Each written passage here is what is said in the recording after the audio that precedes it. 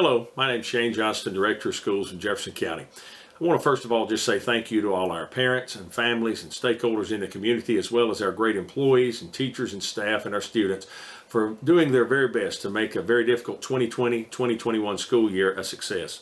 We have encountered a great many obstacles this year, but we have continued to strive to work together to provide a high-quality educational experience to everyone. We are also going to talk about today some ways that we're going to continue to support our students in the coming days.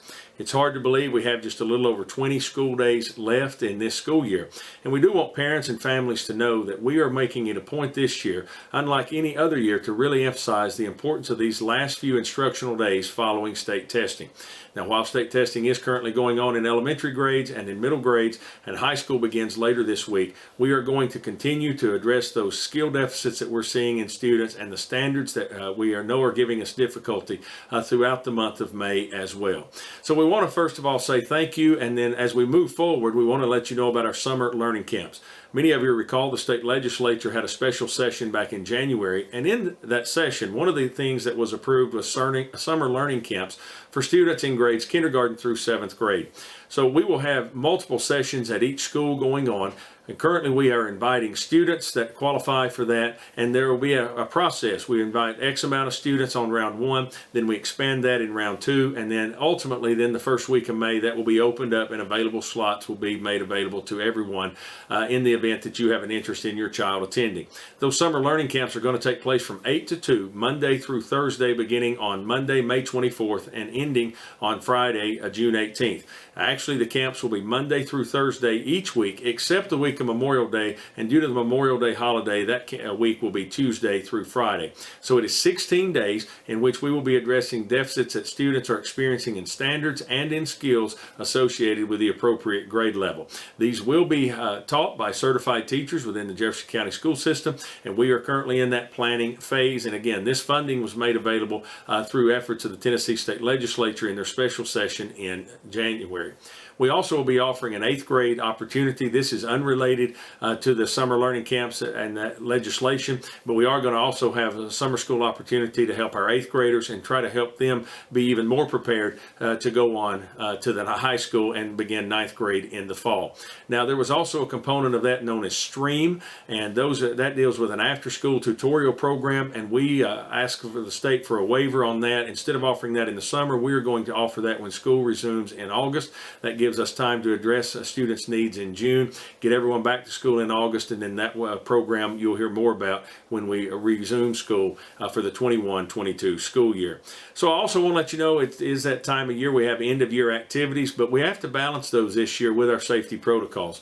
As you know, we've been very strict on visitors coming to campuses and all sorts of different issues this year. Principals will be making some decisions, and we hope to be as consistent as we can be on all of those type things, such as 5th grade end-of-year celebrations, 8th grade graduations, award ceremonies, and all of those things. We do still plan to have elementary field days, and since those are outside, that makes it a little easier to follow safety protocols. Your school level principal will have information for you concerning that very, very soon. End-of-year celebrations such as 5th grade walkthroughs and 8th grade walkthroughs will be similar to last year, and it is our plan that each principal and building will do some sort of award ceremony with students only as we go down the stretch here, but there'll also be opportunities, be those recorded in some way, shape, or form and shared with parents so that you can participate. But again, what we don't want to do is lower our guard down with our safety protocols and then have an incident of COVID breakout here in these last few days of school, and we appreciate everyone's patience and understanding in that. We do want to remind you, high school graduation is set for Saturday, May the 15th. The high school administrative team will have information for families and parents about that in their own separate calls, and just be looking for that. I know they've already sent out some notification. We also will have some events around those last few days for seniors, including the senior parade that was such a popular event last year as everyone was dealing with having to be at home based on COVID and those things, so it was an opportunity to implement that. But it is the plan of the administration to offer a high school senior parade once again this year. And again, the high school administrative team will have more information.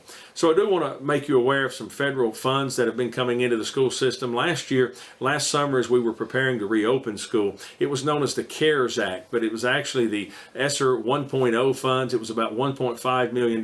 Largely that was used to buy devices for students. As we already had a large jump on being one-to-one in this school district, we still had a great many devices. As of last week, in talking to superintendents around the state, there are still school systems that have not received some or all of the devices they ordered last July. So I want to just say thank you to our school board, our county commission that worked together to get that money allocated, appropriated, and spent last May, so that we had a jump on getting those devices in place May and early June, so that we were ready to go. While some of our students did have to wait a little bit for those devices, we've not experienced near the difficulties as other districts. So that money was used for summer learning. There was also some mental health supports that was used, and then of course those technology devices was a large chunk of that initial 1.5. Now, in the fall, we also received word of ESSER 2.0. ESSER 2.0 was, again, to provide relief funds for issues associated with COVID-19. Our school board a few months ago put the funds for ESSER 2.0 into 4 buckets. Those buckets were transportation, technology, academics, and facilities and renovation. Those were the 2 focus points of ESSER 2.0 funds, and they were to be learning loss, and that was also be facilities. Now, when you hear the term learning loss, one of the things we've stressed is in some cases, kids lost some of the things they had learned, but in many cases, it's just non-acquisition of skills, especially in lower elementary grades when students were not able to be in school. Those last 3 months of school last year, they were never exposed to some of those skills. So you can't lose something that you never had. So we've worked hard to try to address that this year. It's going to take time. We're going to continue to support our students and our families in the days ahead. And then most recently, you heard about ESSER 3.0, which again gives another substantial amount of money to school systems throughout the state of Tennessee. There are many restrictions on this, but facilities and efforts to try to take care of infrastructure is part of this federal money that has come to us. But we also have a 20% minimum that we have to set aside to deal with learning loss and student achievement. We are prioritizing that. We will take that information to our school board very, very soon for their consideration.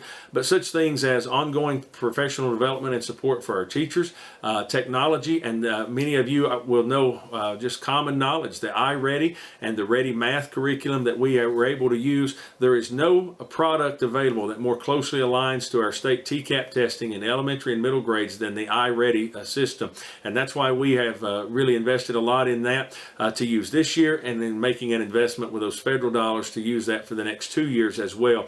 It clearly identifies where students are struggling down to the skill deficit and also standards based, so we're able to address students' needs more accurately and more precisely in that. So again, we will be taking all of that to the school board very, very soon to prioritize that 20%, but there is about a $3 million commitment there on Jefferson County Schools part just of the ESSER 3.0 funds to address learning loss and student learning in all aspects of that. As mentioned just a few moments ago, state testing is underway. That will continue for the next couple of weeks with elementary and middle school grades testing in all the core subjects. High school is set to begin their EOC testing middle of this week. Again, it's important that everyone's at school each and every day that it is physically possible. Of course, we want you to be safe and make good decisions around the COVID protocols and of everyone's general health as well. And lastly, I just want to say this. The last day of school is May 21st. This will be an abbreviated day.